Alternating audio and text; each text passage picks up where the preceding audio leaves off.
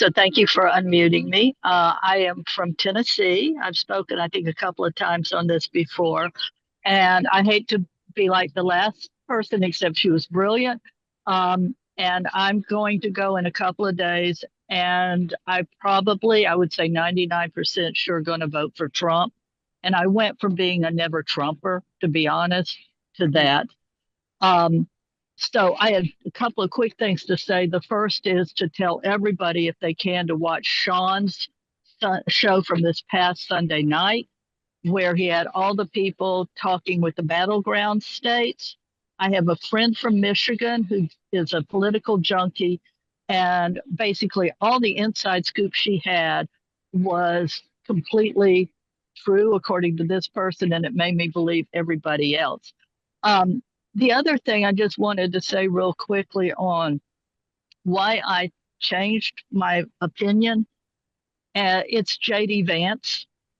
And I'm wondering kind of how important the VP is to other people, if you think that. It took me 8 days and 8 glasses of wine to get through the presidential debate. Okay. That's why, it's like every question, another glass of wine, and I have a limit of 1 glass a day.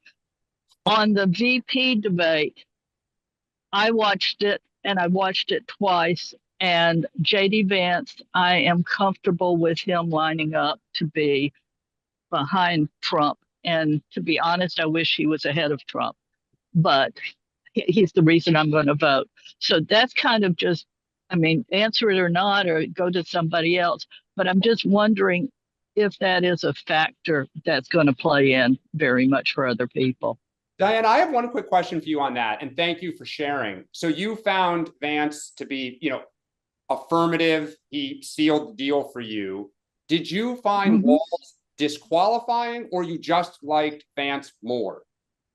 So there are a couple of things about Walz. First of all, I didn't like him in the VP debate. The other thing is, for me, also January 6th was huge, but I see two ways of burning down the country, and they're both awful.